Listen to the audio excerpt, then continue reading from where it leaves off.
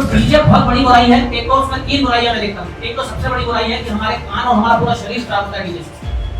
रात के समय मेरे घर के सामने से एसपी साहब और मंडो होटल वगैरह में रहते हैं, इतनी तेज आवाज में डीजे बजते हुए गाड़ियां निकलती हैं कि रात में 1 या 2 बजे नींद टूट जाती है और उसमें इतना गुस्सा आता है कि भाग जाके मैं ही गाड़ी को रोक के मकाने पड़ी।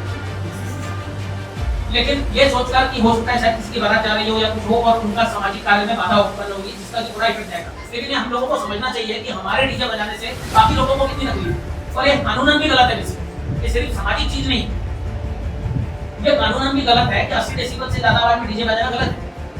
और ये जिन लोग बजाते हैं उनको तो नहीं समझ आता कि उन लोग नशे में रहते हैं, तो उन्हें वो समझ ही नहीं आता कि कितनी तेज आवाज में बजा रहे हैं। लेकिन जो आदमी नशे में नहीं अपने घर में बैठा है उसको तो सुनाई पड़ता है ना, मतलब आदमी की हार्ट बीट बढ़ जाती है, घर के शीशे झनझनाने लगते हैं, आंख फूट जाते हैं।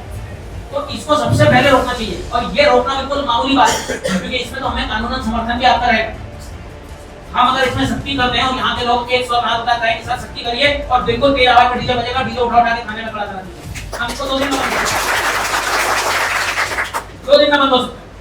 लेकिन फिर यही जो लोग बैठे निश्चित रूप से उसी में से 10 लोग आकर कहेंगे साहब डीजे छुड़वा दीजिए, हमारे भाई का है, चाचा का है, मामा का है, काका का है, फला के लड़के का, अगली बार में बजाएंगे, अगली बार नहीं बजा लेंगे। तो होता यह है कि इस तरीके से पालन नहीं होता। अगर डीजे नहीं बज रहा है तो डीजे थाने में खड़ा है, हम 1 महीना खड़ा रखेंगे, अगला आदमी बंद कर देगा डीजे बजाना। सभी जिला पंचायत के सम्मानित सदस्यगण, सभी आदिवासी संगठनों से उपस्थित उनके प्रतिनिधिगण, उनके नेतागण, सरपंच, सचिव, पटेल, तड़वी, पुजारा, सभी लोग यहाँ उपस्थित हैं। एक अच्छे कार्य के लिए हम लोग सब उपस्थित हुए हैं और वास्तव में ये इस समाज की जो अति प्राचीन समाज है उनकी एक विडंबना ही है कि उस समाज में समय के साथ कुछ कुरीतियाँ आगे चली नहीं और अब उन कुरीतियों ने इतनी जमीन पकड़ ली है कि उनको तोड़कर उससे समाज बाहर आने के लिए छटपटा रहा है परंतु उससे बाहर नहीं आ पा रहा है। यहाँ जितने भी लोग उपस्थित हैं सब लोगों ने एक स्वर से कहा कि दारू जो है वो बुराई है, समाज उसके जाल में फंसता जा रहा है। वास्तव में जैसा अभी किसी ने कहा, मैं बोल रहा हूँ, किसी ने बोली ये बात कि ताड़ी जो है वो यहाँ पर ताड़ी और महुआ जो है उसका चलन आज से नहीं है। मेरे ख्याल से जब से आदिवासी समाज रहा होगा तभी से ताड़ी और महुआ का चलन उनके बीच में रहा है। तो आज ये कहना कि दारू बुराई हो गई है, ये कहना मुझे ठीक नहीं लगता है। लेकिन ताड़ी और महुआ का चलन कम होना और उसके बाद उसके स्थान पर बियर और रम और ये जो अब की नई जो दारू, जो इंग्लिश दारू आती जा रही है, उसका चलन बढ़ता जा रहा है और ये बुराई की असल जड़ है। जैसे आदिवासी समाज हमारा जो है वो हमेशा से, मैं सदियों से, जब से मैं छोटा था तब से और उससे पहले से भी लोग बताते रहे कि आदिवासी समाज में ढोल और मांदल की धुन पर लोग बाग नाच करते हैं, घड़ी पी के नाचते हैं, अपना जीवन को बहुत सुख से जीते हैं और बहुत ज़्यादा जीवन का तनाव नहीं लेते। ये सब अच्छी बात है, परंतु उस ढोल और मांदल का स्थान अब किसने ले लिया है? डीजे ने ले लिया है। हमारे आदिवासी समाज के जो युवा बच्चे हैं वो ढोल मांदल बजाना भी नहीं चाहते, ना बजाना जानते हैं और खासकर गले में वो बड़ा भारी सा ढोल लटकाना भी उनके लिए प्रॉब्लमेटिक है। तो ये सब इसलिए होता जा रहा है कि हम जो समाज में नई नई चीजें आती चली जा रही है उनको अपनाते जा रहे हैं और वो उस बुराई में हम लोगों का समाज जो है आपका फंसता चला जा रहा है। आप लोगों को इस चीज को बहुत सख्ती से रोकना चाहिए कि सबसे पहले तो डीजे पे रोक लगना जरूरी है। ये तीनों जो चीजें हैं, ये तीनों चीजों में मैं जो सबसे बड़ी बुराई मानता हूँ उसको मैं इस समाज में इसलिए ये कह रहा हूँ कि दारू भी बुराई है, परंतु उससे ज्यादा बुरी चीज डीजे है, क्योंकि डीजे बजने के बाद आदमी दारू पीता है और उसके बाद फिर डांस करता है। अगर डीजे नहीं बजेगा तो जिस तरीके से दारू पी जाती है उसमें निश्चित रूप से कमी आ जाएगी। आप इस चीज को चाहे किसी शादी में आजमा के देख लीजिए कि शादी में डीजे को कंप्लीटली बंद कर दीजिए और फिर वहां पर जो लड़के लड़कियां उनको बोलिए कि अब उतनी तक पूरी रात डांस करेंगे, तो वो डांस भी करेंगे, क्योंकि डीजे नहीं बजेगा तो ढोल बजाना पड़ेगा, ढोल बजाना उनको आता नहीं है, तो फिर नाच कैसे होगा? तो डीजे बहुत बड़ी बुराई है। एक तो उसमें 3 बुराइयां मैं देखता हूँ। एक तो सबसे बड़ी बुराई है कि हमारे कान और हमारा पूरा शरीर खराब होता है डीजे से। रात के समय मेरे घर के सामने से एसपी साहब और मंडो बगल बगल में रहते हैं, इतनी तेज आवाज में डीजे बजते हुए गाड़ियां निकलती हैं कि रात में 1 या 2 बजे नींद टूट जाती है और उस समय इतना गुस्सा आता है कि भाग जाके मैं ही गाड़ी को रोक के मैं थाने खड़ी करूं। लेकिन ये सोचकर कि हो सकता है शायद किसी की बारात जा रही हो या कुछ हो और उनका सामाजिक कार्य में बाधा उत्पन्न होगी जिसका कि बुरा इफेक्ट जाएगा। लेकिन ये हम लोगों को समझना चाहिए कि हमारे डीजे बजाने से बाकी लोगों को कितनी तकलीफ है और ये कानूनन भी गलत है। वैसे ये सिर्फ सामाजिक चीज नहीं है, ये कानूनन भी गलत है कि 80 डेसिबल से ज्यादा आवाज में डीजे बजाना गलत है। और ये जिन लोग बजाते हैं उनको क्यों नहीं समझ में आता कि उन लोग नशे में रहते हैं, तो उन्हें वो समझ ही नहीं आता कि हम कितनी तेज आवाज में बजा रहे हैं। लेकिन जो आदमी नशे में नहीं अपने घर में बैठा है उसको तो सुनाई पड़ता है ना, मतलब आदमी की हार्ट बीट बढ़ जाती है, घर के शीशे झनझनाने लगते हैं, कांच टूट जाते हैं। तो इसको सबसे पहले रोकना चाहिए, और ये रोकना बिल्कुल मामूली बात है, क्योंकि इसमें तो हमें कानूनन समर्थन भी आपका रहेगा। हम अगर इसमें सख्ती कर दें और यहाँ के लोग एक स्वर में हाथ उठा कहें कि सर सख्ती करिए और बिल्कुल तेज आवाज में डीजे बजेगा, डीजे उठा उठा के थाने में खड़ा करा दीजिए, हम इसको 2 दिन में बंद कर देंगे, 2 दिन में बंद हो सकता। लेकिन फिर यही जो लोग बैठे हैं निश्चित रूप से उसी में से 10 लोग आकर कहेंगे साहब डीजे छुड़वा दीजिए, हमारे भाई का है, चाचा का है, मामा का है, काका का है, फला के लड़के का है, अगली बार नहीं बजाएंगे, अगली बार धीमे आवाज बजा लेंगे। तो होता यह है कि इस तरीके से पालन नहीं होगा। अगर डीजे नहीं बजना है तो डीजे थाने में खड़ा है, हम 1 महीना खड़ा रखेंगे, अगला आदमी बंद कर देगा डीजे बजाना। इसकी पहले अपनी तैयारी करें। भगत सिंह पैदा होना चाहिए, चंद्रशेखर आजाद पैदा होना चाहिए, लेकिन पड़ोसी के घर में, मेरे घर में ना हो। वो उस मानसिकता से हमको बाहर निकलना पड़ेगा कि सबसे पहले मैं मेरे यहाँ डीजे बजाना बंद करूं। तो जब मेरे यहाँ होता है तो मैं कलेक्टर साहब अपने बच्चे की शादी में, बाकी लोग का ठीक है साहब इसको जरूर हो जाने दीजिए, तो फिर ये नहीं बंद हो सकता। सबसे पहले डीजे बंद कराइए, विदेशी दारू बंद करा दीजिए,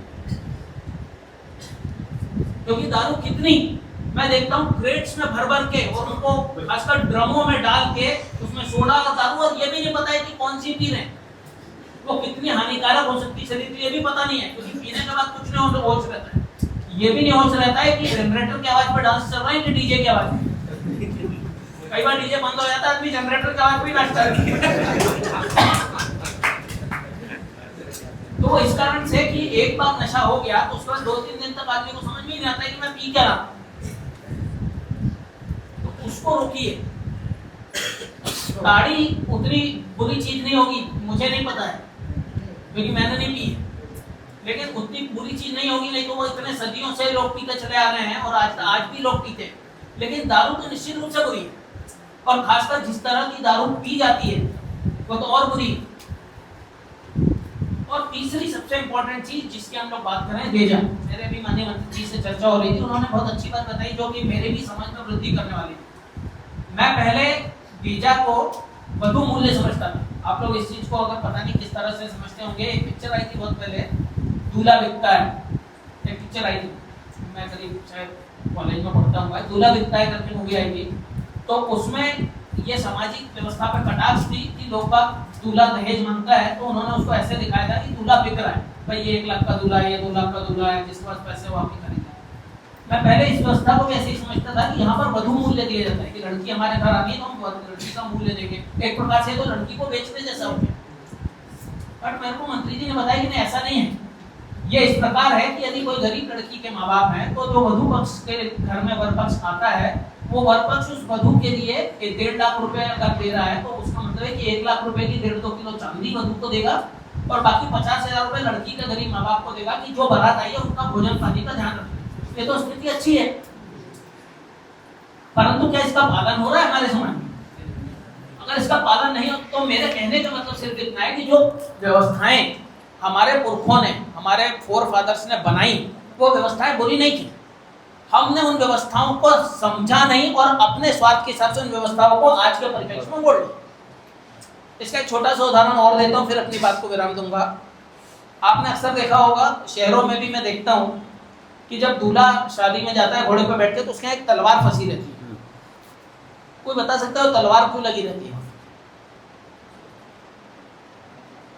तलवार इसलिए लगी रहती थी कि आज से 300-400 साल पहले स्वयंवर हुआ करते थे और लड़का जो है वो तलवार और अपने साथ कई सारे तलवार वालों को लेकर लड़की के घर जाता था और कई बार युद्ध होने के बाद लड़की को वहां से लेकर आ जाता था। तो उस समय तलवार आवश्यक थी कि तलवार अगर नहीं होगी तो आप लड़ोगे कैसे? अब तो शादी के 1 महीने पहले से 2 महीने पहले से वर वधु पक्ष मिलते हैं, एक दूसरे का सम्मान करते हैं, लेकिन तलवार फिर भी फंसी हुई। अब जब आप मिल रहे हो दूसरे के गले तो तलवार की जरूरत कहाँ है? लेकिन ये तलवार जो फंसी हुई है, ये तलवार उस पुरानी व्यवस्था का हैंगओवर है। कोई आदमी ये नहीं पूछता कि ये तलवार क्यों फंसी है। मैंने मेरे यहाँ से मेरी जब शादी हुई मैंने पंडित जी से पूछी थी ये बात, ये तलवार क्यों फंसा रहे हो आप। अरे यहाँ तो लड़की वालों के हम घर जा रहे हैं ना, उन्होंने मैं बुलाया है, खाना खिला चुके हैं 4 बार पहले भी, तो अब मैं तलवार लेके क्यों जा रहा हूँ मेरे को लड़ने थोड़ी जाना उनसे। तो कुछ चीजें ऐसी हैं जिनका कि वास्तव में जो उद्देश्य था वो उद्देश्य ही हमें नहीं पता है। हम लोग सिर्फ लकीर के फकीर बनते और इसी कारण से हम उन चीजों को बदल, जिस दिन हम समझ जाएंगे कि इसका उद्देश्य क्या रहा होगा तो हम बाकी चीजों पे ध्यान नहीं देंगे। लेकिन वो चीजें ना समझते हुए हम सिर्फ लकीर के फकीर बनते हुए आगे बढ़ते जाते हैं। तो आप लोग सब इस चीज का प्रण करिए कि हम डीजे का सख्ती से विरोध करेंगे। डीजे का विरोध करने का मतलब खुशी ना मनाना नहीं है। आप छोटी आवाज में, धीमी आवाज में बजाइए, 4 घर वाले सुन सकें आसपास के। एक डीजे रखिए या एक जो पुराने समय में जो कि बैंड बाजा चलता था वो रखिए शादी में, उससे भी खुशी मनाई जा सकती है। लेकिन हम 20 डीजे रखेंगे जिससे कि पूरे शहर में पता चले कि फला साहब के यहाँ शादी हो रही है, भले पूरा शहर उसमें आपको गाली दे, कोई आपकी तारीफ करता वो नहीं मिलेगा।